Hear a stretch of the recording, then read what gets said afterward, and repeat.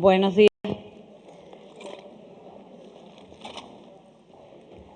Empezamos el segundo día de la jornada. Espero que todo el mundo haya descansado, yo también, y con ganas de aprender tanto como ayer y ya terminar a mediodía, como está previsto en el programa, pero voy a comentaros algunas cuestiones de organización. ¿No se oye? ¿Ahora? Lo primero, aunque debería ser lo último, pero por si se me olvida, apagar o poner en silencio los móviles. La primera que se me olvida siempre a mí, ya lo he hecho. Y lo segundo es contaros cómo va a ir el día, aunque lo tenéis en el programa, pero quiero comentar un par de cosas que no están en el programa. Como sabéis, tenemos la primera ponencia. Ahora presentaré a Carmen Castro, y que aunque ha estado desde el principio, ha estado toda la jornada, muchas la conocéis ya. Después, a las 11, habrá aportaciones y debate, esa media hora que tenemos siempre, que es tan importante para hacer aportaciones, y de 11:30 a 12, la pausa para el café en el centro cívico, como ayer. Yo os ruego agilidad en ir y venir para que no nos vayamos atrasando a lo largo de la mañana. La segunda ponencia será a las 12 y a las 1:30, o sea, hay tiempo suficiente, el plenario con su debate. Pero si terminamos un poquito antes, pues mejor todavía, porque es muy importante que no os vayáis antes de las conclusiones, porque habrá una sorpresa y además la clausura. Pero, sí, me han dicho que lo diga. Pero lo que quiero comentaros también del diploma. Los diplomas se van a entregar después de la clausura. O sea, Paloma clausura, la diputada, y nos despide, y camino del centro cívico, que sí hay copa de despedida, aunque no lo diga el programa, en ese camino vamos recogiendo el diploma que nos dará la organización del Congreso. O sea que esas son un poco las cosas que quería deciros que no están aquí. Por favor, que si somos ágiles y no nos cansamos demasiado, que todo el mundo llegue hasta el final del programa. Muchas gracias. Ahora voy a presentaros a Carmen Castro, que fue invitada nuestra también el año pasado, en las primeras jornadas feministas, y ella es consultora de políticas para la igualdad de género. Ella, pues como buena joven que es y de su tiempo, está muy metida en el ciberespacio, donde ha creado páginas web como la de, ¿cómo se llama esto?, Sin género de dudas. Lo digo, es que está al final del programa, del currículum, pero me parece que es importantísimo porque son de las que han abierto, las feministas que han abierto brechas en el ciberespacio con Sin género de dudas, y otra página que, ¿cómo se llama? Dilo tú. Los personales políticos. Los personales políticos. Ella es investigadora, economista, experta en políticas europeas de género, máster en estrategia de mainstreaming de género y doctorada sobre la perspectiva feminista como teoría política crítica. Como investigadora mantiene actualmente abiertas dos líneas de interés y de trabajo. Una, la del ciberfeminismo como acción política resultante de incorporar el enfoque de género en la producción y distribución de recursos tecnológicos. Y otra es la del análisis de la política económica y articulación de alternativas orientadas hacia la igualdad de género. Entre sus líneas de investigación tiene el estado de bienestar, políticas públicas e igualdad de género, una tesis doctoral de la Universidad Complutense de Madrid, presupuestos públicos y violencia de género, el impacto de género del sistema fiscal en España o modelos de conciliación e igualdad de género. No voy a decir todo porque es muy largo. Su visión está dirigida a la ciudad del conocimiento y en esa línea desarrolla experiencias sobre formación en género, de equipos multidisciplinares y trabajo en red, así como consultoría sobre políticas de igualdad y gestión del cambio organizacional. Es autora también de numerosas propuestas de políticas de igualdad, de metodologías formativas, de materiales didácticos, manuales y guías para la aplicación práctica de la perspectiva de género con enfoque integrado o mainstreaming de género. Ha coordinado la elaboración de herramientas para el diagnóstico de género y la implementación de metodologías formativas sobre mainstreaming de género, así como publicaciones sobre democracia paritaria. La calidad de su trabajo ha sido reconocida con el Premio Igualdad de Oportunidades otorgado por la Federación de Mujeres Progresistas y en 2002 intervino ante Naciones Unidas en representación de las asociaciones activas de la Unión Europea por los derechos de las mujeres. En los últimos 5 años, algunos de los planes municipales para la igualdad de género que se han hecho en España ha sido ella contratada como consultora. Gran parte de su proceso de aprendizaje y experimentación proviene de la participación activa en asociaciones feministas y grupos defensores de los derechos humanos. Lo que estoy viendo es que tiene mucha experiencia también, a pesar de lo joven que es, en la militancia directa en el asociacionismo joven de mujeres feministas en el Estado español, porque ella fue presidenta de la Federación de Mujeres Jóvenes, secretaria general y tesorera del Lobby Europeo de Mujeres y actualmente forma parte de la, a ver si lo traduzco, Asociación Internacional de Feministas Economistas. ¿Sí? Una socia más. Una socia más. Desde el año 2000 canaliza su militancia feminista, principalmente, como hemos dicho antes, a través de Internet, con estas 2 páginas que ha creado. Tiene muchas publicaciones, solamente para extenderme voy a decir las 3 últimas. En 2008 publicó Permisos de maternidad, de paternidad y parentales en Europa, algunos elementos para el análisis de la situación actual. También, en 2008 publicó Tendencias de cambio y estrategias de futuro para una sociedad de conocimiento inclusiva. Y, por último, Gobernación e igualdad de género en el 2007. Bueno, por lo demás, que nos lo diga ella, que tiene mucho que decir. ¿Ya funciona? Bueno, muchas gracias. El nombre de tu ponencia no lo he dicho. Bueno, pero ya está ahí el nombre de ponencia. Muchas gracias, María José, por la presentación. Bueno, buenos días a todas las que nos encontramos aquí en esta mañanita de sábado, que para mí es un gustirrinín muy grande el estar aquí otra vez compartiendo espacio en la segunda edición de la Escuela de Formación en Feminismo de la Diputación de Málaga, ¿no? En serio, que forma parte, no sé, de esto de las trayectorias y las perspectivas históricas. Qué bueno. Cuando pasen unos años y hablemos de los frutos, ¿no?, que ha ido dando esto, yo diré, yo estuve en la primera y estuve en la segunda y recuerdo el ambiente. Sí, sí, estupendo. Bueno, solo una cosita, y es que mi tesis doctoral está en proceso, como todo en la vida. Pues eso está en proceso y confío acabarla y presentarla algún día de estos. Ya veremos si es posible. Bueno, ¿de qué os voy a hablar o qué es lo que es sobre qué, ¿no? Quiero algunos elementos para compartir en esta mañana, porque como decía María José, el año pasado hablé de ciberfeminismo y redes, pero yo ahora no os voy a hablar de ciberfeminismo y redes. Igual hay algo tangencial, pero no. Mi idea es el plantear, bueno, oímos, ¿no?, con respecto a... ¿No se oye? ¿Así? Vale, tendré que abstraerme para no verlo, porque es algo muy agresivo, no os dais cuenta, pero es algo muy agresivo tener algo aquí delante. Vale, de acuerdo. Tan puntiagudo, bueno.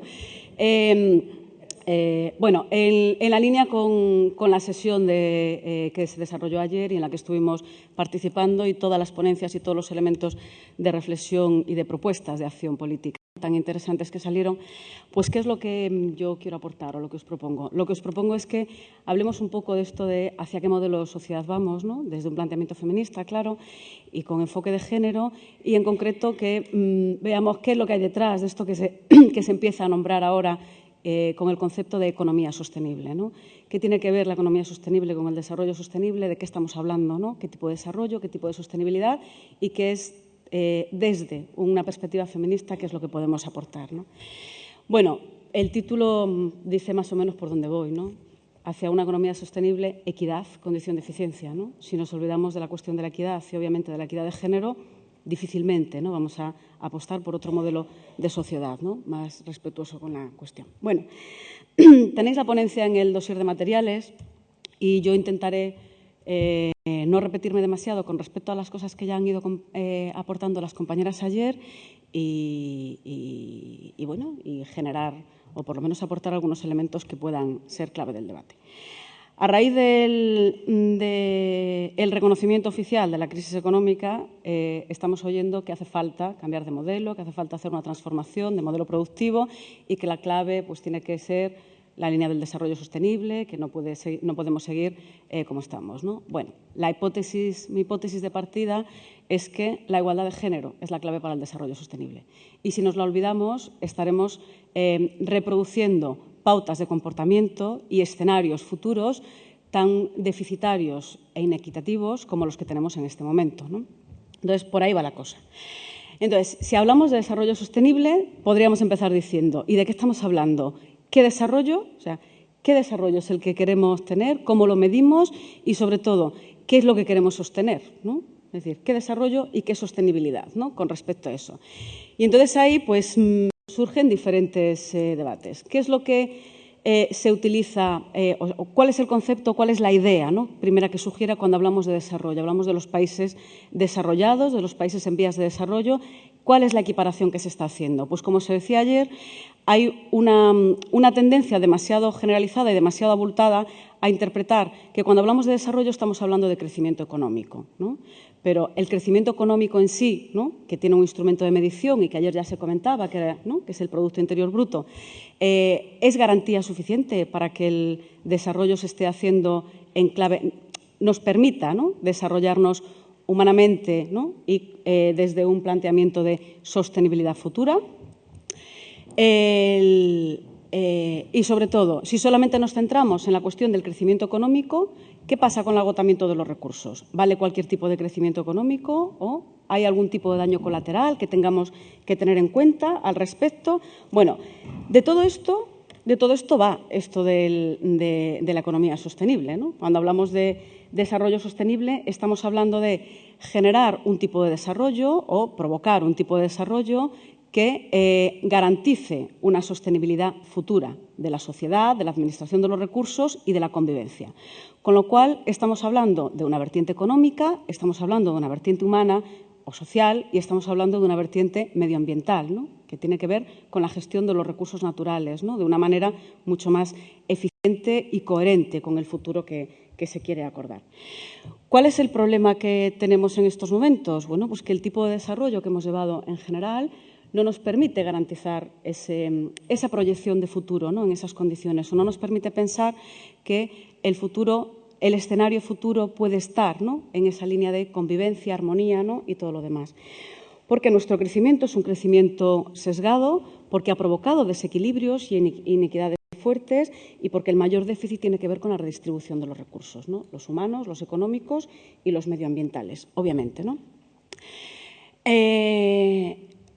Bueno, pero ayer cuando hablaba Merche de la utilización del Producto Interior Bruto como indicador de medición del crecimiento, no mencionaba otro tipo de indicadores que hoy tenemos que traer, ¿no? Y es que desde 1995 Naciones Unidas nos está diciendo que los indicadores de desarrollo no pueden centrarse solamente en los aspectos monetarizados, ¿no?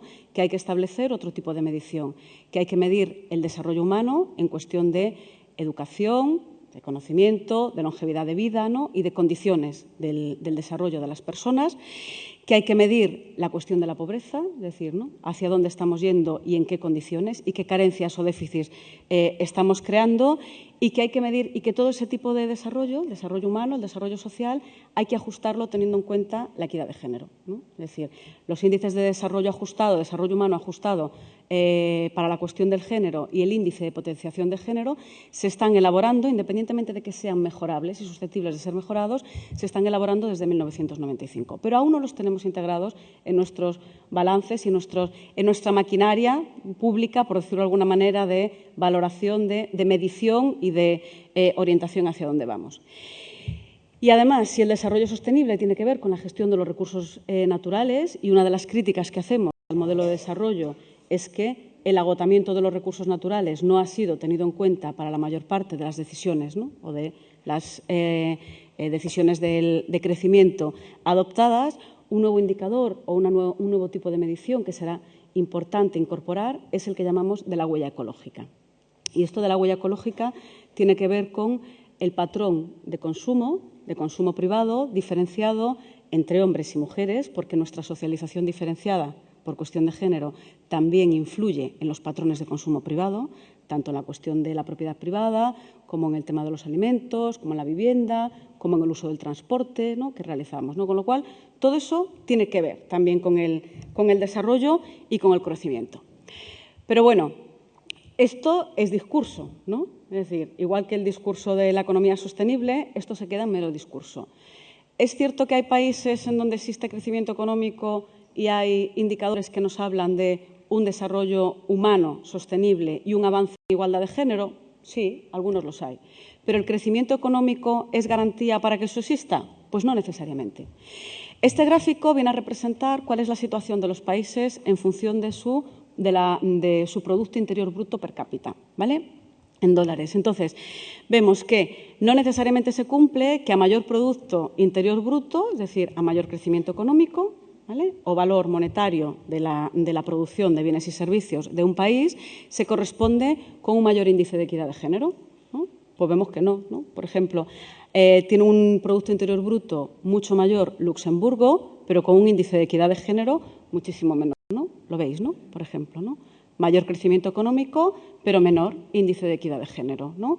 En cambio, países como Suecia, con un menor crecimiento del Producto Interior Bruto, con un menor nivel de crecimiento económico, tiene valor máximo, ¿no?, en cuanto a índice de equidad de género. Entonces, tendrá que haber alguna diferencia significativa de por qué unos, ¿no?, que crecen económicamente tanto, ¿sí?, no alcanzan unos niveles de índice de equidad suficientes. Bueno, de hecho, lo que nos dice, bueno, España no está aquí identificado, pero España está sobre esta altura, ¿no?, aproximadamente, ¿vale? Bueno, cuando ordenamos estos países y cuando vemos que efectivamente hay diferencias entre los diferentes países y que no siempre y que no necesariamente el crecimiento económico acompaña, provoca o permite, ¿no?, posibilita ese índice de equidad de género, pues decimos, bueno, alguna diferencia significativa tiene que haber o en fin, ¿no?, es decir, o qué es lo que pasa con los resultados, ¿no?, con los países que están en mejor posición con respecto a la igualdad de género. Bueno, los resultados que nos da este índice nos podrían indicar algunos ejemplos a seguir, ¿no? Por ejemplo, ¿vale? Este que estamos viendo es el índice de equidad de género, que se llama así, que se elabora desde una organización social a nivel internacional, que es Social Watch, que es como la gran plataforma social y ciudadana en donde se integran universidades, ONGs, ¿vale?, y gente investigadora sin más. Es decir, no está vinculada a gobiernos, ¿no? Lo digo por lo de las susceptibilidades de tener un planteamiento tendencioso o no está vinculada a gobiernos y lo elaboran todos los años y está basado en 3 ámbitos de exploración. El empoderamiento de las mujeres, en donde lo que se analiza es fundamentalmente el nivel de renta y la participación de mujeres en el ámbito político, en la representación de las asambleas legislativas y los equipos de gobierno, la actividad económica, ¿no?, en el sector regulado, en el mercado de trabajo regulada, tanto en cuanto a participación como en condiciones de trabajo, y los niveles de educación, ¿vale? Son los 3 ámbitos que exploran. Bueno, pues si analizamos esos 3 ámbitos, vemos qué países son los que están obteniendo un mejor resultado y no necesariamente son los que tienen un mayor crecimiento económico. Luego, entonces, la utilización del crecimiento económico o monetarizado, ¿no?, como indicador de sostenibilidad se nos cae, ¿no?, porque no necesariamente nos permite hacer ese cambio, ¿no?, con todo ello. Si además analizamos, según lo que nos dice Social Watch, ¿no?, cuál es en general, ¿no?, en el mundo mundial, ¿no?, ya no por países, sino en el mundo mundial, dónde están todavía las grandes brechas, ¿no?, para hablar de la equidad de género, pues vemos que, en fin, son las escaleras, ¿no?, es decir, los tramos, ¿no?, en los que tenemos que incidir. La mayor brecha, ¿no?, en cuanto al índice de equidad de género está en el empoderamiento, a pesar de que ayer se comentaba, por ejemplo, en el caso de España, la mejora significativa que ha habido en la representación de mujeres en la actividad política. A nivel mundial no se alcanza el 30% de participación de las mujeres en las asambleas legislativas, ¿eh? Y en la Unión Europea el promedio también es muy mejorable, ¿no? Bueno, vemos más o menos dónde están, ¿no?, esas brechas para alcanzar esa situación de equidad de género, ¿no? Lo que nos indican los escalones o la medición de los escalones serían la distancia entre la situación global y lo que tendría que ser un valor de equidad, ¿no? Realmente, ¿vale? Entonces, veis que la mayor distancia está en cuanto al empoderamiento, en cuanto a la actividad económica y en cuanto a la educación, ¿no? En donde todavía hay tal. Pero bueno, esto es uno de los elementos de inequidad, ¿no?, que genera nuestro sistema, nuestro modelo de desarrollo, y ya nos va dando una pista de que en algunos países deben de estar haciendo cosas diferentes porque los indicadores sobre la cuestión de la equidad de género salen de manera distinta, ¿no?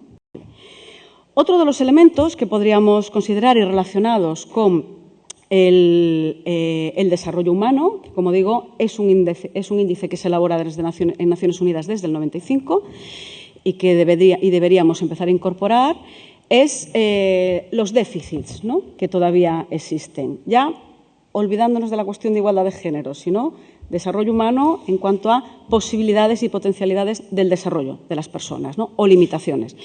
Pues algunos flashes, sin más, ¿no?, para ver cómo estamos. En 81 países se infligen torturas o malos tratos de manera sistematizada. Eso claramente no va en favor del desarrollo humano. En 54 hay juicios sin garantías debidas. En 77 no hay libertad de expresión. En 86 países la homosexualidad es un delito, ¿no?, con todo ello, ¿vale? Y obviamente en todos los países la violencia de género es una situación y un factor de discriminación evidente y contrastado en el día a día.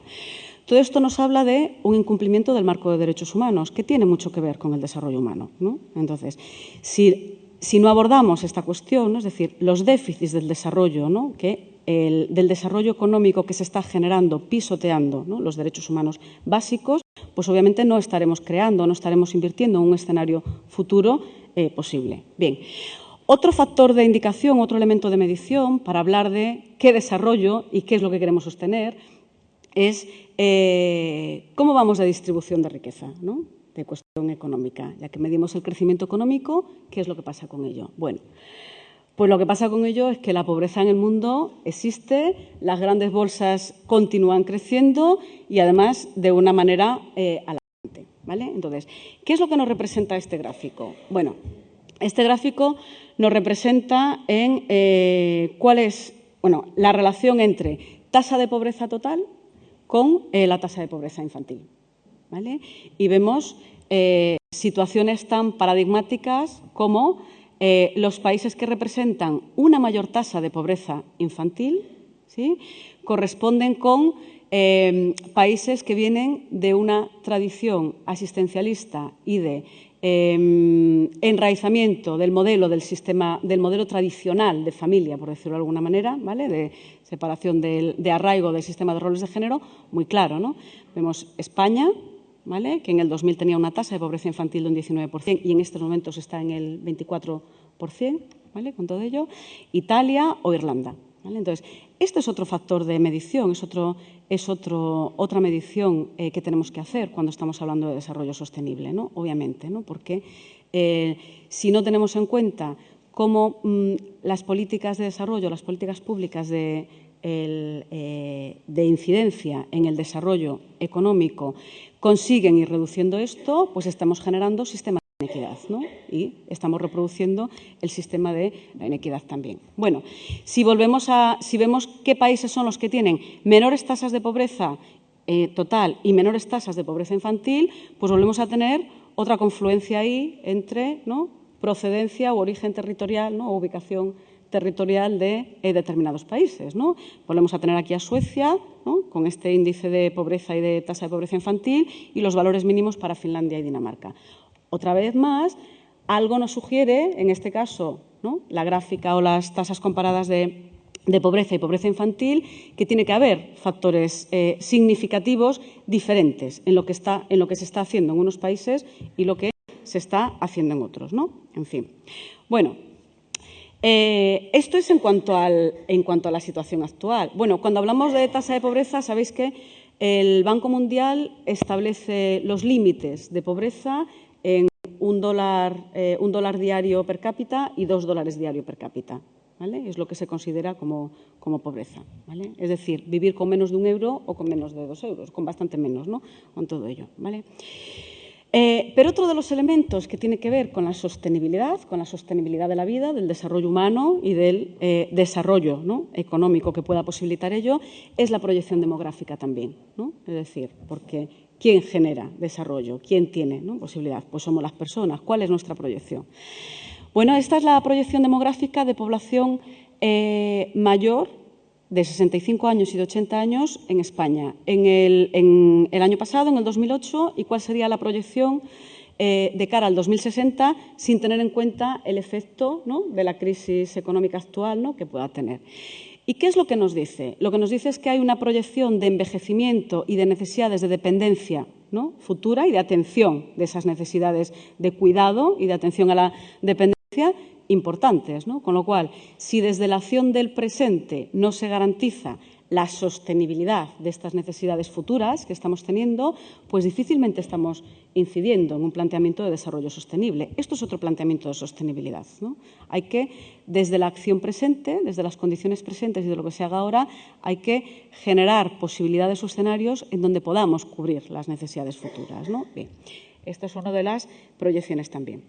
Con lo cual, ya tenemos diferentes factores, ¿no?, o diferentes elementos que nos hablan de qué tipo de desarrollo o qué tipo de sostenibilidad. Bueno, aún podríamos hablar de otro más, ¿no?, que es claro, por una parte decimos, tenemos una proyección de envejecimiento demográfica y una proyección de necesidades de cuidado a la dependencia, ¿no?, y a personas mayores importante, ¿vale?, en este país, y además tenemos una carencia de servicios públicos que ya ha salido ayer constatado en las diferentes intervenciones de todas las compañeras que intervinieron. Y además de esto es que en lo de la fecundidad parece que estamos fatal, ¿no? Que ¿a cómo nos tocaba? ¿A 1,3? A 1,3, ¿no? Vale. Pero claro, algo habrá que hacer, ¿no?, de alguna manera, ¿no? Bueno, este otro gráfico, ¿qué es lo que nos muestra? Este gráfico nos muestra cuál es la relación entre las tasas de fecundidad y la cuestión actitudinal en cuanto a quién le corresponde, ¿no?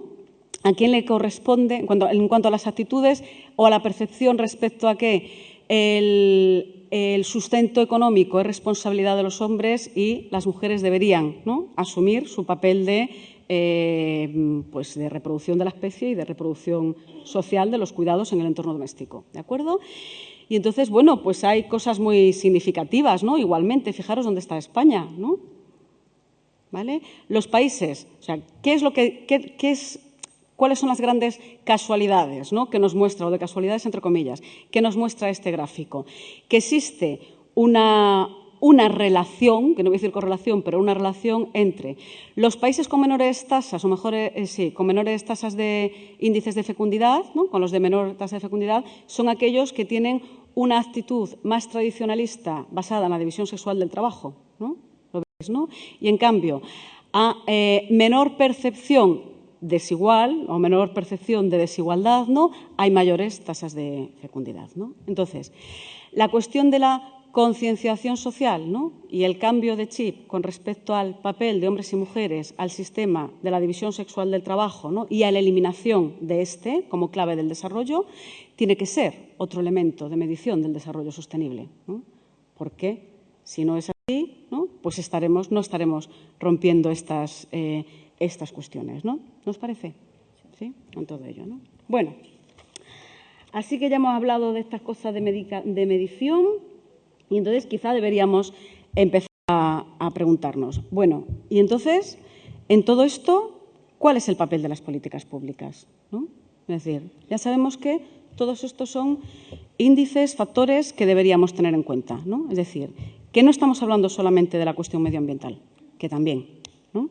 Es decir, por esto de la huella ecológica que os comentaba antes, sino que estamos hablando de muchas más cosas. ¿Cuál es el papel que podrían tener las políticas públicas? ¿Hacia qué modelo de sociedad y hacia qué modelo de desarrollo, ¿no? Con todo ello estamos teniendo. Bueno, vamos a ver. Podríamos pensar, bueno, si todo esto son distintos aspectos, ¿no?, de la cuestión del desarrollo, quizá deberíamos plantearnos qué relación hay entre el modelo de desarrollo y el desarrollo de las sociedades de bienestar, ¿no? Es decir, ¿no?, podemos hablar de desarrollo sostenible, ¿no? Y fijaros que os dije principio que os iba a hablar de economía sostenible y estoy todo el rato hablando de desarrollo sostenible, ¿verdad? Pero ya llegaremos. Bueno, podemos hablar de desarrollo sostenible, ¿no?, desde un escenario diferente al del desarrollo de las sociedades de bienestar. Pues difícilmente, porque algunos de esos factores no entrarían en juego, ¿no? Pero además, hablando de modelos de sociedad de bienestar, cualquier modelo de desarrollo, ¿no?, sirve para hablar de la sostenibilidad desde todos estos ámbitos y eliminar las cuestiones de las inequidades y las ineficacias del sistema. Pues obviamente no, ¿no? Y entonces, bueno, la orientación de las políticas públicas es clave. Ayer hablábamos cuando surgió la pregunta con respecto a lo de la banca ética en la conferencia de Merche, si os acordáis, hablábamos del papel de lo público, ¿no?, de la responsabilidad pública, claro, desde un modelo de Estado de Derecho y sociedad de bienestar, ¿no? Desde otro tipo de modelos, lo público no tiene papel, ¿no? No tiene prácticamente intervencionismo. Hablábamos de eso, ¿no?, de la diferencia entre el papel desde la actitud y el comportamiento privado, ¿no?, e individual, y la responsabilidad de lo público, ¿no?, a la hora de garantizar no solamente un paraguas protector de derechos, sino las condiciones en igualdad, ¿no?, o condiciones en igualdad de oportunidades para el ejercicio práctico de ellos, ¿no? Vale, pues efectivamente no es lo mismo o no producen el mismo resultado un tipo de políticas públicas u otras. Depende cuál sea la orientación y, sobre todo, depende cuál sea la incidencia de las políticas públicas en la eliminación de la división sexual del trabajo, ¿no?, para avanzar hacia un modelo de igualdad de género o reforzarse en lo que nos decía ayer María, en ese nuevo modelo de nueva división sexual del trabajo o de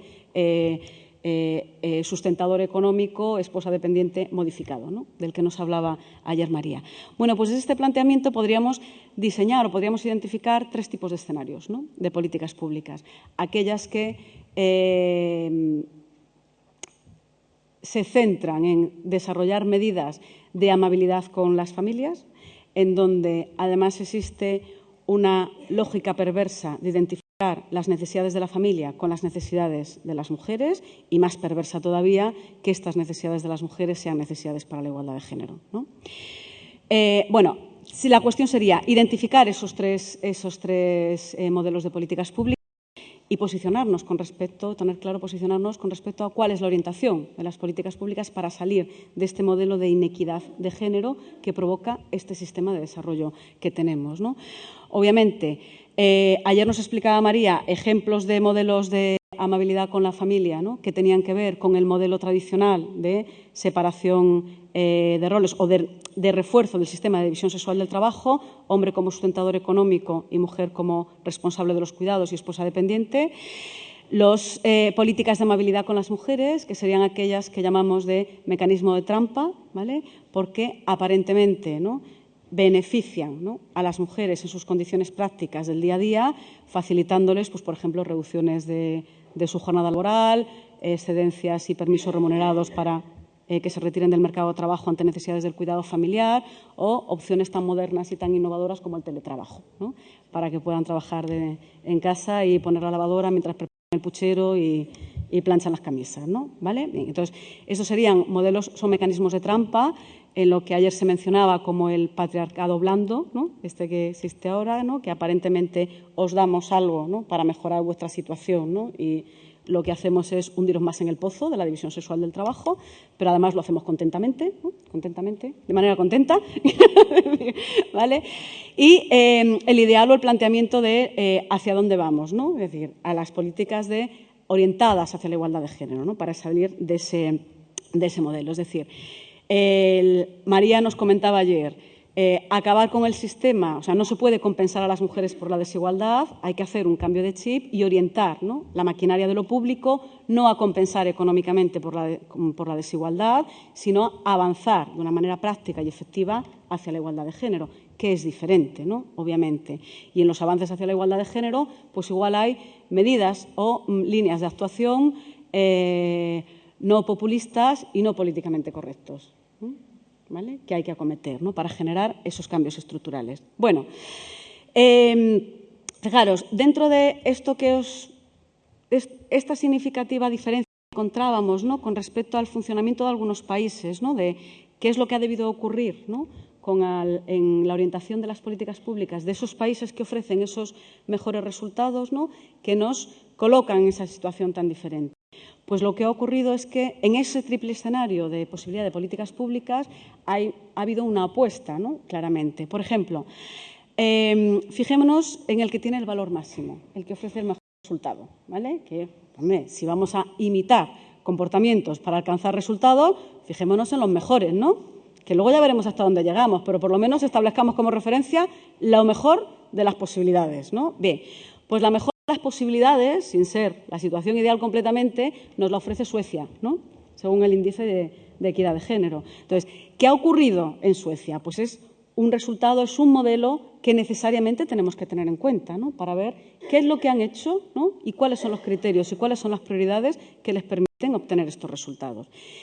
Y lo que tenemos es que, bueno, ayer ya se apuntaban algunas cosas, ¿no?, con respecto a la situación en Suecia, pero lo que tenemos es que en la década de los 70 Suecia acomete una reforma estructural importante y establece 3 pilares para el desarrollo, ¿vale? 3 pilares para el desarrollo desde la base de la igualdad de género. Una es garantizar la neutralidad de género de las políticas públicas, que no es lo mismo que políticas específicas. Es decir, es esto de lo de la corriente principaleando, que nos habló ayer María, garantizar esa neutralidad de género en las políticas públicas, en lo general, no en el 0,05% del presupuesto público, ¿no?, sino en el 0,95%, bueno, en el 100% realmente, ¿vale? Ese es uno de los ejes claves, ¿vale? Es decir, la transversalidad de género y eliminar el sesgo de género y la ceguera de género del ordenamiento jurídico y de las políticas públicas, ¿no?, como instrumentos de políticas de acción. El segundo eje de desarrollo, desde esa base de igualdad de género, es la autonomía y el empoderamiento económico de las mujeres. Es decir, toda la orientación de las políticas públicas ha de facilitar, ¿no?, que eso ocurra, ¿no?, con lo cual eso no es posible si no resolvemos la división sexual del trabajo, los elementos que actúan como desincentivos y, obviamente, si no resolvemos esas cuestiones de las dobles, las triples y las no sé cuántas jornadas para que no lleguen a producirse, invirtiendo en una red de recursos públicos y provocando, generando oportunidades, ¿no?, que realmente faciliten eso. Y el tercer eje de desarrollo es el de desarrollo desde la igualdad de género, la implicación de los hombres en los procesos de autonomía económica de las mujeres. Es decir, no es posible hacer un cambio de modelo si no se incorporan ellas desde procesos de independencia económica y ellos no intervienen en hacer posible que eso ocurra, ¿vale?, porque si no estamos generando sistemas de desigualdad. Claro, el hecho de que, a pesar de que esto de la imitación, ¿no?, es un mecanismo de aprendizaje que desde todos los ámbitos de educación social, psicología, pedagogía está ampliamente respaldado, en políticas públicas parece que no se tiene en cuenta. O igual es que es otra cosa, ¿no? Es decir, ¿vale? Es decir, porque imitamos comportamientos de otros países que no nos ofrecen los mejores resultados a conseguir, pero no imitamos, ¿no?, o no siempre imitamos los resultados que realmente nos interesarían tener, ¿no? Bueno, autores como Vicente Navarro dicen que si en España, ¿sí?, los 3 millones de mujeres que tenemos incorporadas en la población inactiva, ¿no?, inactiva económicamente, es decir, que están dedicadas o están especializadas al trabajo reproductivo no remunerado y que no forma parte del Producto Interior Bruto, se incorporasen al mercado de trabajo, tendríamos 3 millones más de personas cotizantes, ¿no?, para el sostenimiento, ¿sí?, de la seguridad social, del conjunto de derechos y prestaciones, la cobertura del conjunto de derechos y prestaciones sociales y, obviamente, para desarrollar otro modelo de crecimiento, ¿no?, otro modelo de desarrollo en todo ello. Vale. Bueno, hasta aquí esto de qué es lo que tendríamos que tener en cuenta, ¿no? Ahora, ¿estamos impulsando el cambio de modelo? Que el discurso es que, lo que os decía al principio, ¿no?, que desde el reconocimiento oficial de la crisis, el discurso es que tenemos que apostar por el cambio de modelo productivo y que el desarrollo sostenible forma parte de elemento fundamental. Bueno, en el discurso, claro, lo que pasa es que, sabéis que del dicho al hecho, ¿no?, o sea, del discurso a la práctica y a los resultados que se consiguen, suele haber abismos, ¿no?, suele haber diferencias.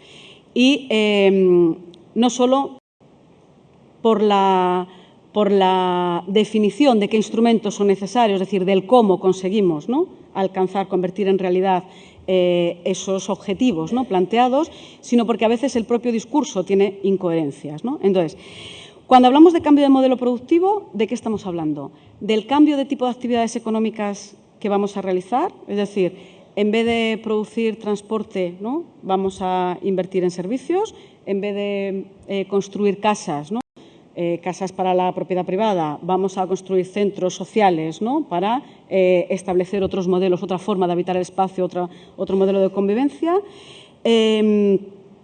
Cuando hablamos de cambio de modelo productivo, estamos hablando del cambio de sistemas de relaciones económicas, humanas, ¿vale?, entre sectores, es decir, esto de los predominios, las preeminencias y las dominaciones. Cuando hablamos de cambio de modelo productivo, estamos hablando de reordenar las prioridades de los 3 niveles de responsabilidad que hay en el planteamiento del desarrollo, de la responsabilidad económica, de la responsabilidad medioambiental y de la responsabilidad social. Bueno, pues cuando hablamos de cambio de modelo productivo tenemos que estar hablando un poco de todo, ¿no?, porque todo ello permite, ¿no?, hacer un cambio de escenario. Bueno, desde el planteamiento de los 3 niveles de responsabilidad, ¿no?, ¿cuál sería un objetivo deseable? Pues el objetivo deseable sería que las decisiones de lo que hacer y cómo conseguirlo, ¿vale?, tuviesen en cuenta la responsabilidad social, ¿vale?, en un planteamiento de futuro, la responsabilidad medioambiental en una proyección de futuro y la responsabilidad económica. Es decir, la rentabilidad económica de las medidas o del tipo de políticas públicas a acometer no se puede basar exclusivamente en el corto plazo, sino en la proyección de eso hacia dónde nos lleva, responsabilidad social y medioambiental, ¿no? Cuando tenemos en cuenta estas 2 dimensiones, pues el planteamiento de qué puede ser lo rentable, ¿no?, en términos sociales y económicos puede ser diferente, ¿no?, y de hecho sabemos que lo es. Y obviamente no podemos olvidar tampoco cuál es el escenario, ¿no?, el escenario que nos olvidamos, no podemos olvidar el escenario que nos olvidamos con frecuencia, que es el de la persistencia de la división sexual del trabajo y de la lógica del sistema patriarcal, ¿no?, con todo ello. Pero bueno, vamos allá. Tenemos un instrumento, es decir, el discurso político es que apostamos por el cambio de modelo productivo y que para ello va a haber 3 instrumentos. Va a haber como instrumentos un marco jurídico, que es la Ley de Economía Sostenible, un instrumento de financiación, que será la financiación, el fondo especial, ¿no?, el Fondo Financiero de Economía Sostenible, que será lo que financie esta ley, y un amplio acuerdo político para ese cambio de modelo. Bueno, pues si todos estos aspectos, ¿no?, de los que hemos hablado y muchos más, ¿no?, porque en una horita tampoco se puede hablar de mucho más, están incorporados en el planteamiento de la Ley de Economía Sostenible, pues podemos decir, bien, ¿no?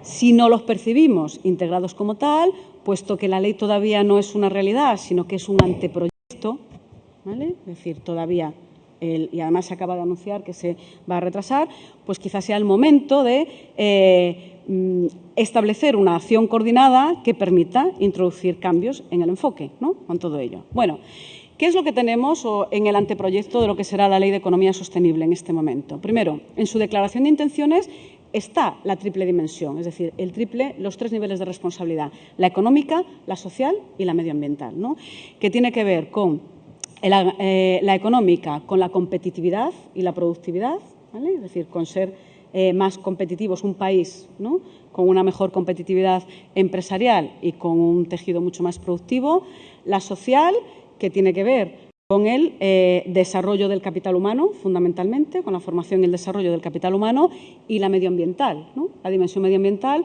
que tiene que ver con la gestión de los recursos naturales y eliminar, ¿no?, o diluir lo máximo posible esa tasa colateral de agotamiento de recursos, ¿no?, fundamentalmente por el crecimiento. Bueno, esas son las triples dimensiones, que es la exposición de motivos. Luego el anteproyecto de la ley incorpora o define lo que van a ser las actuaciones transversales, ¿no?, y como actuaciones transversales tenemos ciencia e innovación, competitividad empresarial y productividad. La equidad de género no aparece. ¿vale? Es decir, esto que hablamos lo digo porque tenemos un marco jurídico que es la Ley Orgánica para la Igualdad Efectiva entre Hombres y Mujeres, que mandata desde esa ley a que el impacto de género y que el enfoque, la transversalidad de género se incorpore en todo nuestro ámbito normativo. Pues en este anteproyecto, pero digo, es un anteproyecto, con lo cual es el momento para sugerir, hacer una acción coordinada, ¿vale?, de propuestas y modificaciones necesarias. Porque en las acciones transversales, la transversalidad, no está el planteamiento de la igualdad de género, sino la ciencia y la innovación, la competitividad empresarial y la productividad, ¿vale? Y el tercer recurso, instrumento interesante del anteproyecto, es que efectivamente hay una definición de los instrumentos fiscales y financieros, ¿no?, que van a permitir el desarrollo o la aplicación de la ley. Y como instrumentos fiscales, lo único que se menciona es la deducción por vivienda o las medidas fiscales que tienen que ver con la vivienda, compra, alquiler, ¿no?, todo ello, y el Fondo Económico Especial a través de los fondos ICOs para para financiar los incentivos que todo ello. Bueno, este es el planteamiento. Luego, ¿la ley qué hace? La ley lo que hace es definir una serie de medidas y tipos de incentivos para cada uno de los ejes que define como prioritarios. Los incentivos están organizados por ejes o están diferenciados por ejes. ¿Y cuáles serían? Fundamentalmente, el eje de la mejora del entorno económico, en donde lo que se dice es que el planteamiento es el de sustitución gradual del tipo de actividades, ¿no?, que os decía antes, pero no completamente, sustitución gradual. ¿Vale? Es decir, el planteamiento no es acabar de construir automóviles, por ejemplo, ¿no?, sino que la de la construcción alcance a un porcentaje determinado, ¿no? Otro de los incentivos es el de la sostenibilidad en el uso de recursos, movilidad y reducción de las emisiones contaminantes, sobre todo el CO2. Pero, por ejemplo, algunos de los objetivos que se plantean pues son objetivos quizá todavía demasiado prudentes, ¿no? Bueno, había quien diría, bueno, pero es que esto es una acción, una proyección a largo plazo. Pues si es una proyección a largo plazo, establezcamos objetivos más ambiciosos. Por ejemplo, el objetivo de introducción de energías renovables se limita a un 20%. Si es un planteamiento de desarrollo sostenible a largo plazo, pues un 20%, desde mi ignorancia total en cuanto a qué supone el cambio de modelo energético, pero me parece un objetivo, ¿no?, demasiado tímido, ¿no?, para todo ello. Es decir, eso no provoca ese cambio de modelo, aunque mejora sustancialmente el que ya tenemos, ¿no?, que bueno, que no está mal tampoco. O en la cuestión de la movilidad, ¿no?, desde el respeto al medio ambiente, desde la sostenibilidad medioambiental, el objetivo que se fija, por ejemplo, de introducción de un sistema de transporte para la movilidad, transporte público y sostenible, es de un 10%, ¿no?, nada más. Entonces, todo es muy relativo, depende cuál sea el punto de referencia, ¿no? Si el ámbito de actuación o el alcance es el corto plazo, pues obviamente mejor nos quedamos con objetivos que puedan ser realizables. Pero si esto es lo que nos va a definir, el marco que nos va a definir el cambio de modelo, pues hay cosas que son muy susceptibles de ser mejoradas, ¿no?, tanto en la definición de los objetivos como en lo que falta de la transversalidad. Otro de los incentivos tiene que ver con el capital humano y la formación, el reciclaje profesional, ¿no?, y productivo, ¿no?, de la mano de obra para adaptarse a ese cambio de actividad productiva y, obviamente, aquí tendríamos que incorporar la incorporación de esos 3 millones de mujeres, ¿no?, que forman parte de la población inactiva, ¿no?, al mercado de trabajo, sino de qué. Ciencia e innovación, pero fijaros, uno de los incentivos es ciencia e innovación, pero en cambio no. Pero coherentemente, ¿no?, con si este es uno de los ejes de desarrollo sostenible, el de ciencia, innovación y conocimiento, habría que plantearse que la apuesta, por ejemplo, por el software libre y por la generación de productos colectivos o de propiedad compartida será preferible a seguir pagando licencias por el sistema privativo, ¿vale?, de conocimiento y de licencias, por cuestiones económicas y por modelo de transferencias de conocimiento también, ¿no? O sea, ¿qué es más sostenible, ¿no?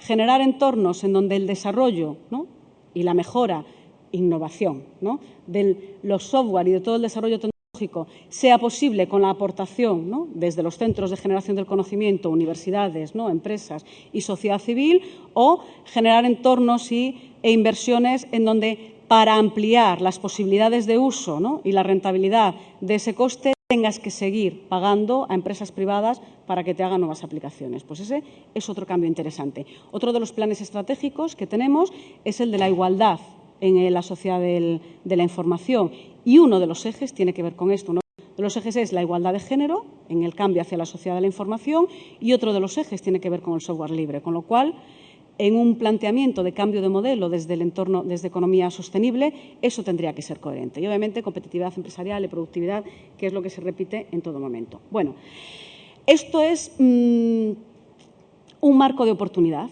Un marco de oportunidad para incorporar propuestas de mejora que realmente nos permitan hacer un cambio de modelo hacia otro planteamiento de desarrollo sostenible y de sostenibilidad.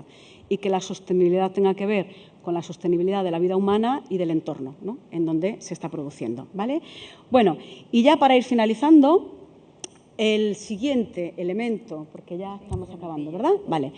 El siguiente elemento, que obviamente, que además he dejado en último término, porque como siempre que hablamos de desarrollo sostenible parece que estamos hablando solamente de la cuestión del medio ambiente, pues bueno, ahora en el último. El siguiente, otro de los elementos fundamentales que hay que tener en cuenta es lo que se llama huella ecológica, que normalmente no suele estar incorporada, además de, a pesar de que existe la obligación de desarrollar proyectos de impacto medioambiental en las grandes inversiones de infraestructura y todo esto. Bueno, desde el planteamiento de la huella ecológica como índice de medición del desarrollo y, además, como un nuevo eje o pilar de crecimiento, tres cuestiones, ¿no?, a tener en cuenta.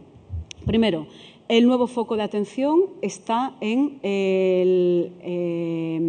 ver la utilización del consumo o la producción y el consumo sostenible, ¿vale?, o responsable, como parte del problema. No parte del problema el que exista consumo sostenible, el que para resolver el agotamiento de recursos hay que trabajar sobre la producción y el consumo, ¿vale? Y hay que hacerlo no intentando evitar derivar la responsabilidad al comportamiento individual. No sé si se entiende lo que estoy diciendo, ¿no?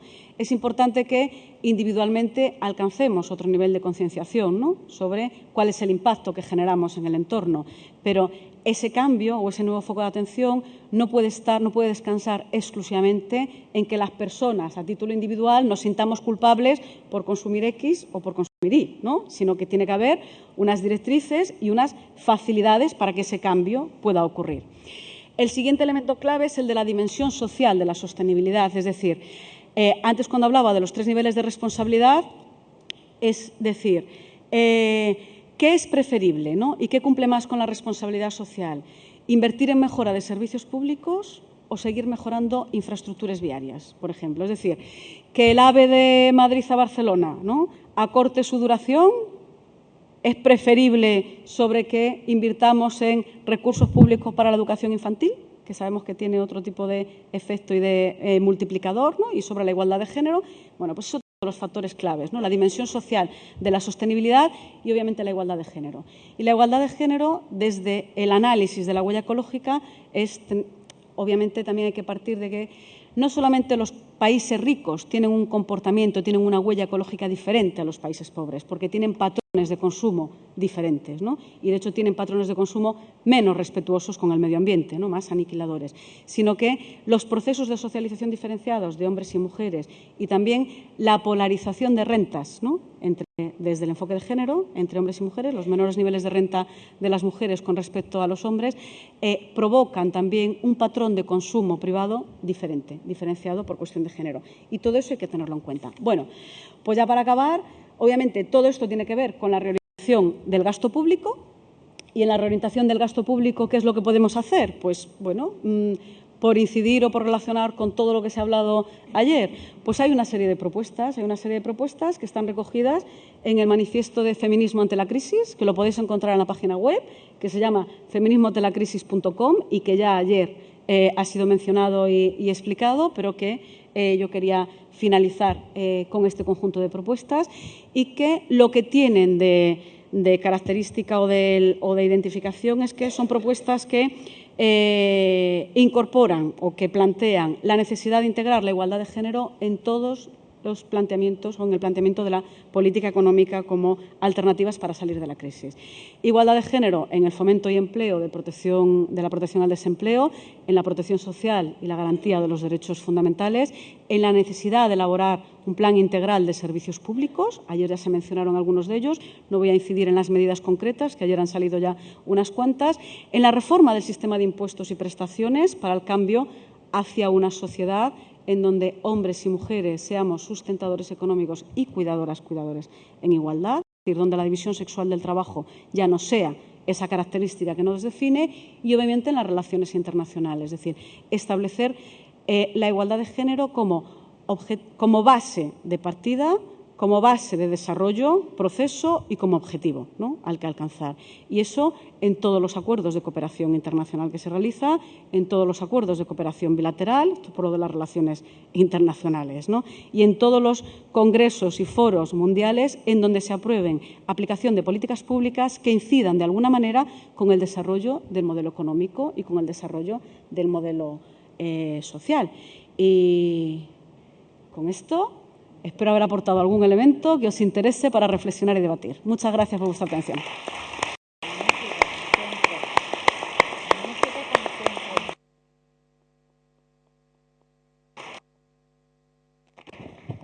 Ay, qué bueno. Que le he dicho que magnífica, como siempre. La vamos a tener fija en plantilla en la escuela, porque del tema que se le diga ella sabe muchísimo. Así que vamos cambiando los temas y tú puedes seguir siendo ponente siempre.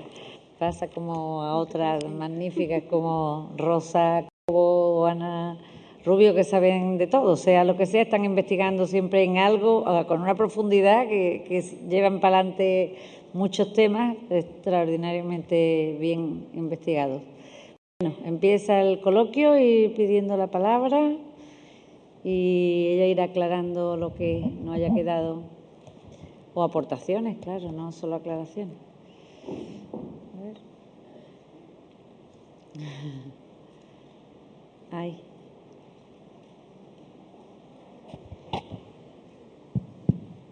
Hola Carmen, felicidades y enhorabuena porque la exposición fue brillante, muy clara, nos abre pistas y nos anima a seguir en la articulación feminista, y ahora lo uno con las dos cuestiones que te quería plantear.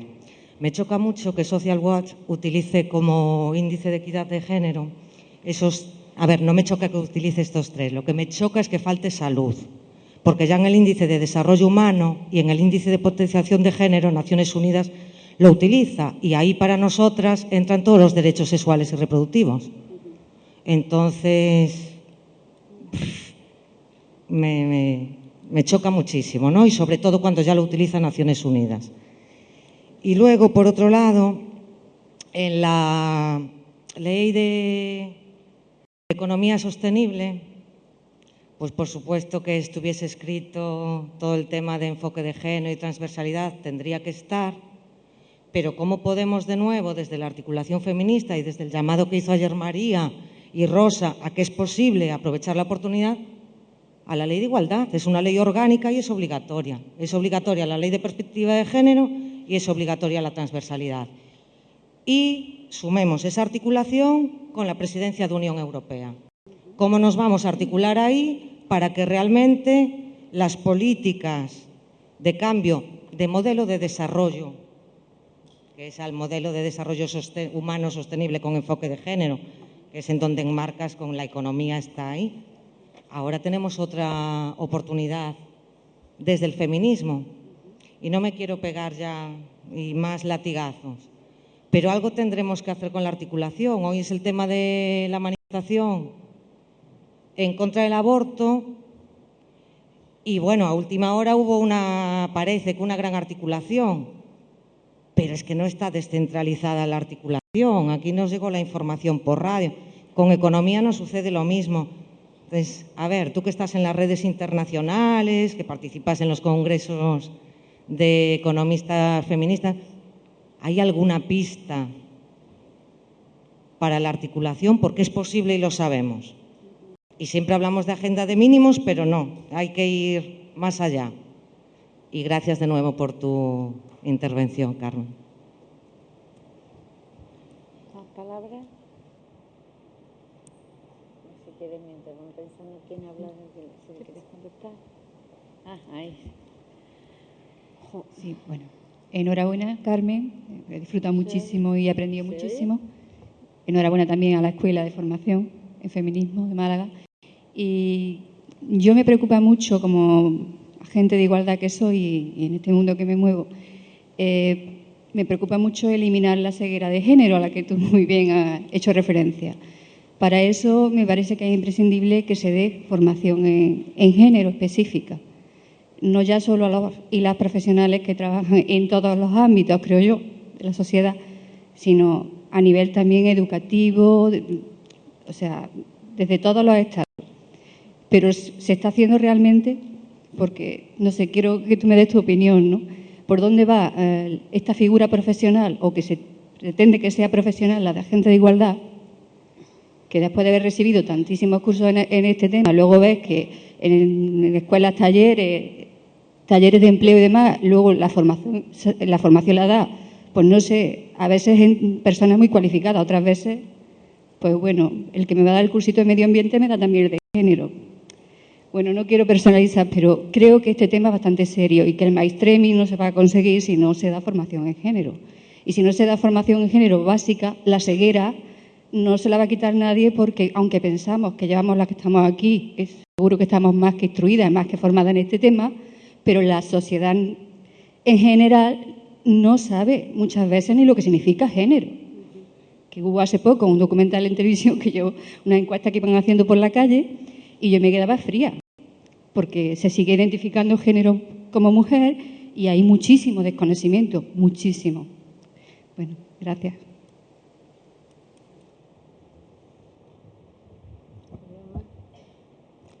Bueno, voy comentando, respondiendo a la... perdona.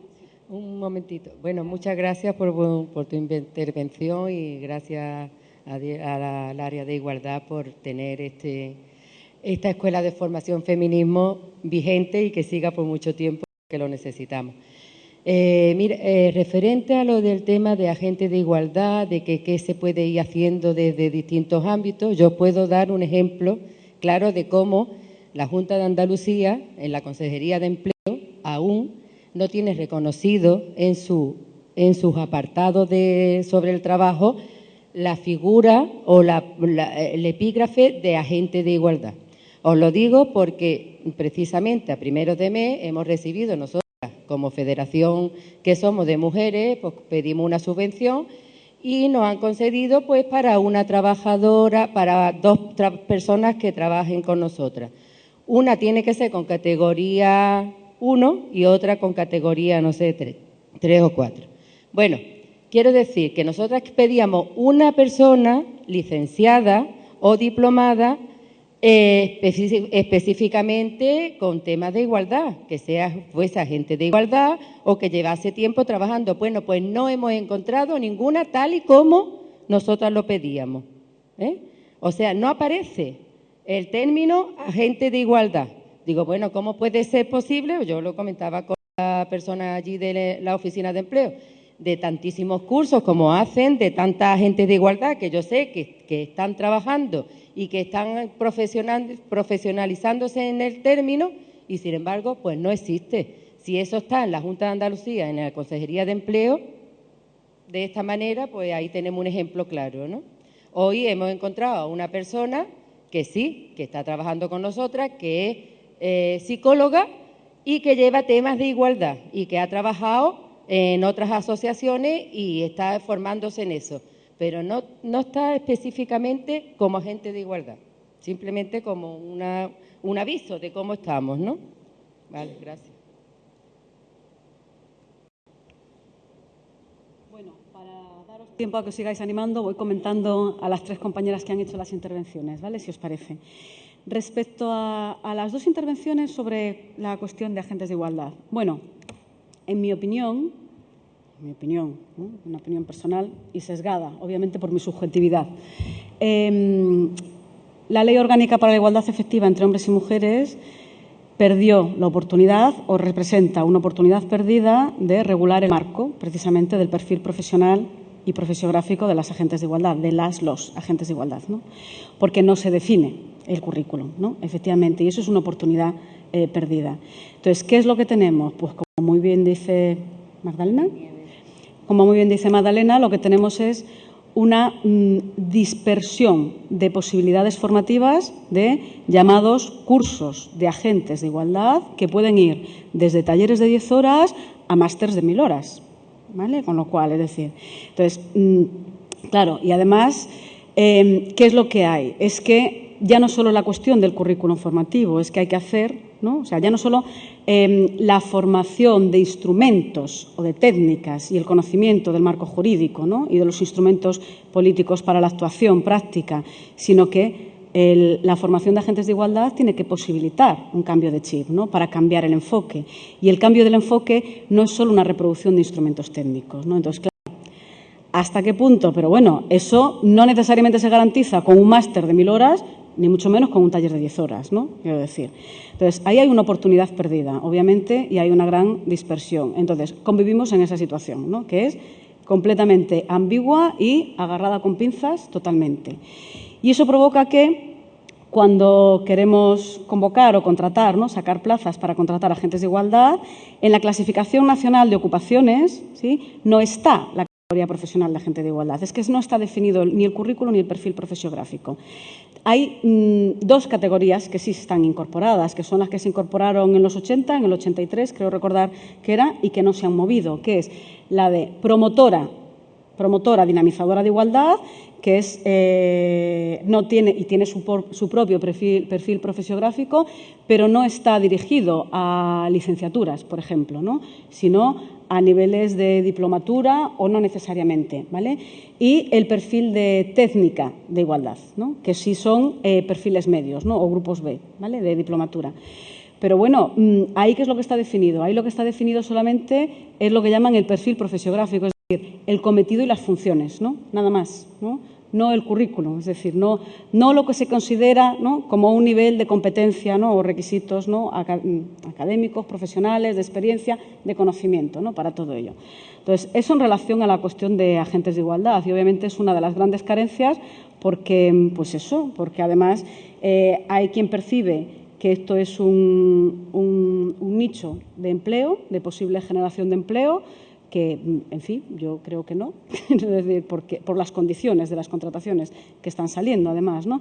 La mayor parte de las contrataciones de personal que trabaja a nivel técnico en aplicación de políticas de igualdad se están haciendo no desde la consolidación de puestos de trabajo, sino con cargo a proyectos, con lo cual la sostenibilidad no está garantizada tampoco. O sea, aparte de la cuestión curricular, ¿no? De la falta de definición del perfil, ¿no? Y de las funciones y cometidos, es que además no hay una sostenibilidad de esas plazas, ¿no? Porque la mayor parte de la gente contratada está con cargo a proyectos y los proyectos son finalistas, ¿no? Es decir, cuando finaliza el proyecto, finaliza la posibilidad de contratación.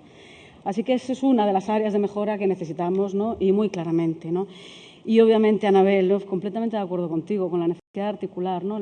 De hacer una articulación feminista, porque es verdad que el planteamiento de la ley representa una oportunidad de aprovechar este momento, ¿no? Para introducir un cambio de enfoque real que nos permita, y además tenemos un respaldo a la hora de argumentar la incorporación de ese cambio de enfoque, ¿no? Que es la Ley de Igualdad de Género y los compromisos políticos, ¿no? Adquiridos al respecto, con lo cual hay que pedir una coherencia, ¿no? Con ello. Pero bueno, la Ley de Igualdad de Género también dice que todo tiene que llevar su informe de impacto y también sabemos que no todo lleva su informe de impacto, ¿no? De género. Con lo cual hay que exigir, ¿no? Eso. ¿Desde dónde lo exigimos? Pues sí, hace falta una articulación feminista. Claro, lo que pasa es que en la articulación feminista decimos, vale, ¿de quiénes? Sociedad civil, ¿no? Movimiento organizado de mujeres, que sabemos que representa un porcentaje minoritario, ¿no? De participación feminista, y instancias políticas, ¿no? Obviamente, ¿no? Con todo ello. Vale, ¿quién hace de motor impulsor, ¿no? ¿Quién hace de motor impulsor? ¿Los consejos de participación? Pues no, ¿no? ¿Las estructuras o las plataformas que tienen una dimensión europea, sean las coordinadoras nacionales de apoyo al lobby europeo de mujeres o la plataforma andaluza? Pues tampoco necesariamente, ¿no? Porque, quiero decir, ¿Qué campo? ¿Cuál es el motor propositivo que tenemos en este momento? Yo creo que la articulación ha de hacerse desde quién está, ¿no?, proponiendo, quién está teniendo un impulso propositivo, no tanto desde la consolidación de estructuras existentes. No sé si se entiende lo que estoy diciendo, ¿no? Es decir, el porcentaje que representa el asociacionismo de mujeres y el asociacionismo feminista es minoritario, ¿vale? Dentro de que es minoritario, pues no todas las agrupaciones están haciendo una línea de propuesta, una línea propositiva, ¿no?, de cambio. O igual, las que tienen una mayor cancha de participación y de representación en las instituciones públicas no son las que están realizando propuestas, ¿no?, de cambio. Con lo cual habrá que hacer ese giro, porque si no, si nos fijamos en quienes tienen la capacidad de interlocución reconocida, ¿no?, y esperamos que sean quienes hagan la articulación, pues perderemos la oportunidad, ¿no?, sinceramente, porque no. Y luego hay otra cuestión, y es que gran parte de ese porcentaje minoritario de asociacionismo, feminismo, gran parte, que no todo, funciona gracias a la política de subvenciones, ¿no?, o al apoyo de la financiación pública. Y eso en ocasiones las mete en dinámicas perversas, ¿no?, en dinámicas perversas de velar más por la sostenibilidad de su financiación, ¿no?, que por el trabajo propositivo, ¿no?, que hay que realizar, ¿no? Entonces, yo creo que la articulación feminista sí, pero no necesariamente desde las estructuras que tienen reconocidas a capacidad de interlocución. Creo que precisamente no. ¿Son los congresos de economía feminista quienes pueden articular propuestas? Pues a mí me encantaría que fuese, pero vamos, yo os digo que mi percepción de lo que he visto en el Congreso de Economía Feminista en Baeza este año y el año pasado y en los congresos a nivel internacional, en Boston y en Turín, que estuve este año y el año pasado, pues es que no, que son congresos muy académicos y que sigue habiendo, o sea, el porcentaje de quienes piensan que que tiene que haber una unión desde la investigación académica y la aplicación práctica, ¿no?, y la generación propositiva para hacer un cambio en la práctica de las políticas públicas es minoritario. Con lo cual, ¿de dónde viene el motor de impulso? Pues obviamente tampoco puede venir de la estructura que tiene el reconocimiento público, que es la estructura de los congresos y los equipos promotores de los congresos, porque se quedan en el ámbito de la investigación académica, ¿no? Bueno, otra cosa es que vayamos mejorando los canales de coordinación y que vayamos rentabilizando aquellas economistas feministas y aquellos, ¿no?, comprometidos con el cambio, con una perspectiva feminista en el ámbito académico, que sí están por esa propositiva, ¿no?, por esa acción propositiva. Creo que está ahí clave. Y luego, la presidencia en este momento de Suecia, de la Unión Europea, es una oportunidad, y que la continuidad, ¿no?, que la siguiente presidencia sea la española, representa otra oportunidad. ¿Por qué? Porque podemos decir que quizás sí es más fácil buscar una articulación feminista entre algunos movimientos feministas o algunos grupos feministas en España con, ¿no?, representación del movimiento feminista en Suecia, para establecer una acción coordinada, no solamente desde que las suecas incidan en la presidencia sueca y que las españolas incidamos en tal, sino una acción coordinada que dé proyección, ¿no?, de empezar, ¿no?, con la presidencia sueca y continuar con tal. Bueno, en ese sentido, sobre esta cuestión, en la jornada, por ejemplo, europea de debate que organizó en junio la Plataforma por Permisos Iguales e Intransferibles de Nacimiento y Adopción, y en donde una de las ponentes era la presidenta del lobby en Suecia, de la coordinadora sueca de apoyo al lobby europeo de mujeres, pues este era una de las propuestas y uno de los compromisos de coordinación, ¿no?, que existía, ¿no? Bueno, quizá María luego quiera comentar algo más al respecto, porque hay una propuesta de participación, ¿no?, en una gran conferencia que van a hacer, ¿vale? Así ya te paso la pelota. Bien, entonces, articulación feminista sí, pero no desde a quienes les están las instituciones públicas reconociendo ese nivel de interlocución. María, por favor. Vale. Bueno, gracias por pasarme la pelota o la palabra. Yo es que precisamente la iba a pedir, o sea, qué conexión, ¿no? Y la iba a pedir precisamente para apoyar esto que, bueno, aparte de todo lo demás, pero vamos, esto que estás diciendo, porque se me ocurrían algunas reflexiones, ¿no?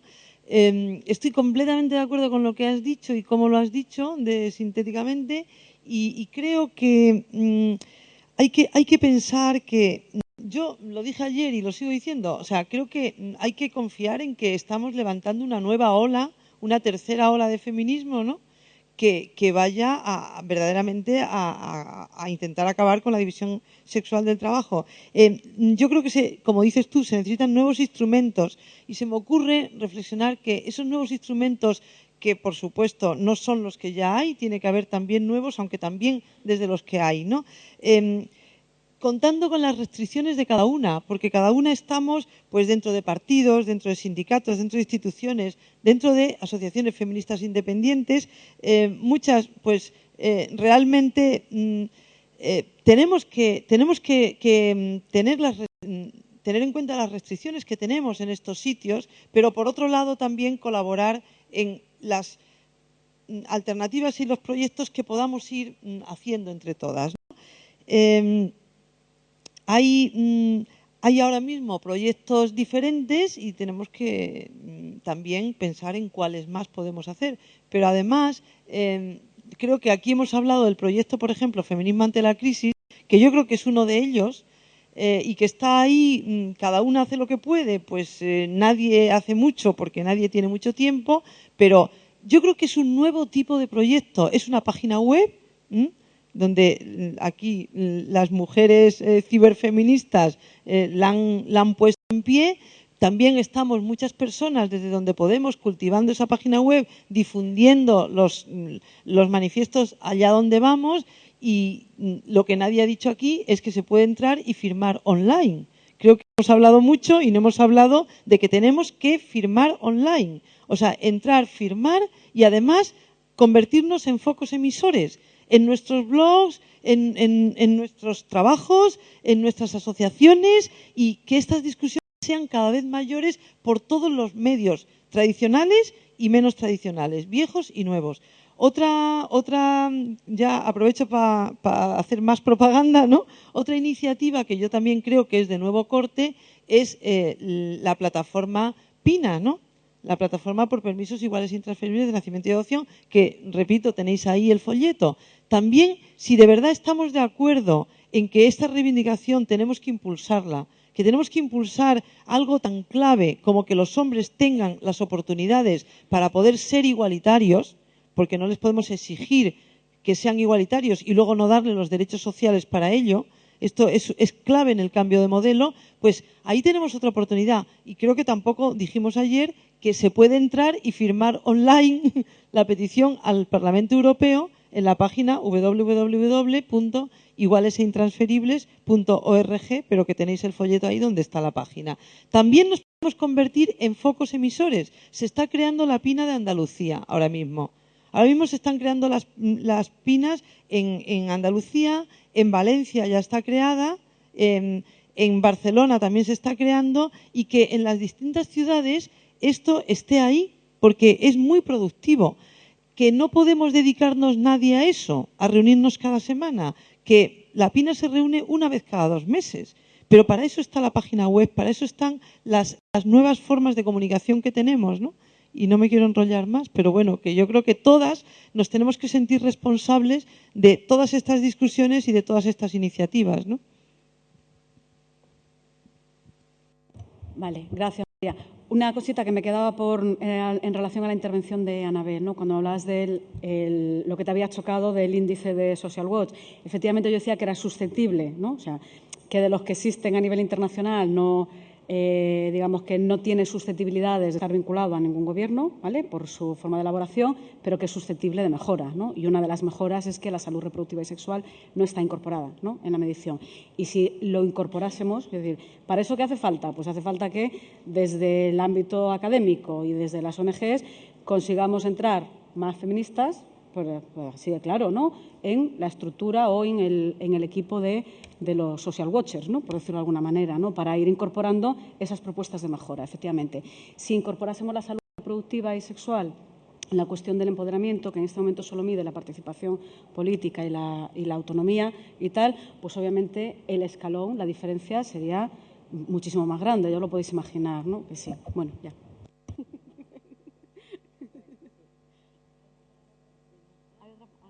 Voy a aprovechar que puedo hablar. Muchas gracias, Carmen. Te quería decir que efectivamente estás en plantilla. Aprovecho para decir que la vamos a traer en enero para un curso sobre Europa, porque también es especialista sobre Europa. Y bueno, quería preguntarte sobre un cuadro que me ha llamado mucho la atención. Has sacado un cuadro de países que hay que fijarse y he visto Ruanda. Me he quedado... Y también me ha llamado mucho la atención que está Finlandia. Finlandia es un país con desarrollo sostenible fantástico, pero ha sido uno de los más afectados por la crisis en Europa, ¿no? Esos dos modelos me gustaría que nos contara, porque lo de Ruanda me ha dejado lista. Bueno, obviamente no me conozco el caso de los países, pero... Obviamente no me conozco el caso de todos los países, pero dos matizaciones. Finlandia se ve muy afectada por la crisis, sobre todo en el ámbito financiero, ¿no? Que no es lo mismo que la cuestión del respeto de la política medioambiental que está siguiendo Finlandia, ¿vale? Sino la utilización de los fondos, ¿no? Bueno, vamos, la responsabilidad financiera en ese sentido. Sobre Ruanda, solo un par de cositas, y es que en Ruanda hubo una aniquilación de la población, ¿no? Entre guerras civiles a principios de los 90, me acordaréis, que de ese proceso de aniquilación pues salen un intento de establecer, ¿no? en el planteamiento de convivencia y de pacificación otra base sociedad y, por ejemplo, si viésemos los datos de participación de mujeres en las asambleas legislativas, veríamos que Suecia no es el primer país, sino Ruanda. ¿Vale? Es decir, pero que tiene un motivo, o sea, hay un proceso de cambio que se origina dentro de toda la precariedad, ¿no? que tiene el país, ¿vale? Pero hay un proceso de cambio a raíz de la aniquilación humana, ¿no? de las guerras civiles, ¿no? Acordaros los hutus y los tutsis, ¿no? Que se estuvieron, bueno, las barbaridades, ¿no? que se cometieron. Y dentro de esa reconstrucción, ¿no? social y política, la participación de las mujeres ha sido clave.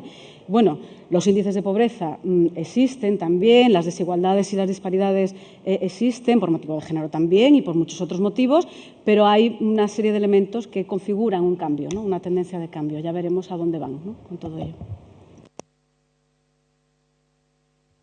Y me alegro mucho de verte, Mariluz, que pensé que no te iba a ver hoy, que me dijeron que estabas malita.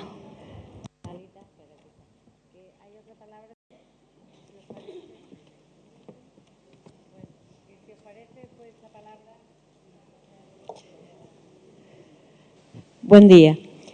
Mi pregunta es la siguiente. Yo pertenezco a los movimientos de base, es decir, pertenezco a una asociación de mujeres migrantes y mujeres autóctonas, y hacemos todo un trabajo propedéutico, me animaría a decir, en las zonas rurales.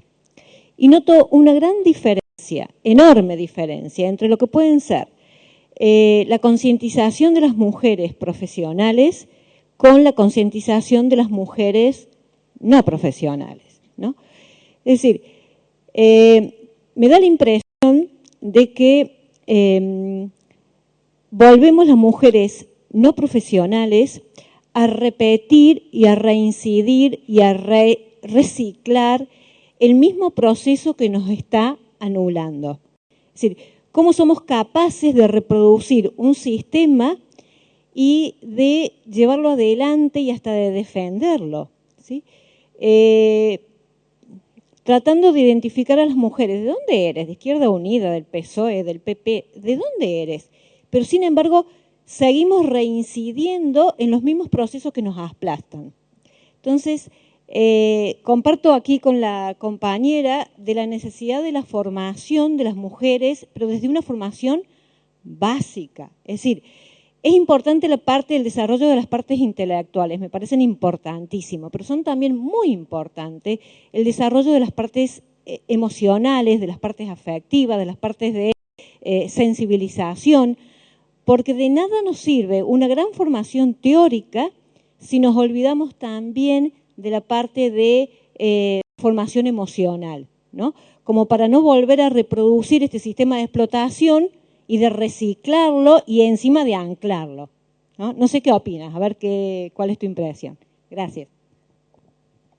Bueno, yo Totalmente de acuerdo, quiero decir, si no cambiamos ese chip desde lo individual y desde lo subjetivo, pues nos estamos boicoteando, ¿no? Lo hacemos además de manera inconsciente y no premeditada, porque lo que hacemos es reproducir, ¿no?, la pauta de comportamiento en el sistema, ¿no?, que tenemos aprendido. Yo solo incidiría en que, completamente de acuerdo contigo, que además de esa formación básica, ¿no?, para las mujeres, es que esa formación básica de cambio de chip hace falta para mujeres y hombres, ¿no?, para que esos boicoteos y reproducción del sistema y de las pautas de comportamiento se rompan. Efectivamente, completamente de acuerdo. Gracias. Bueno, pues vamos al café.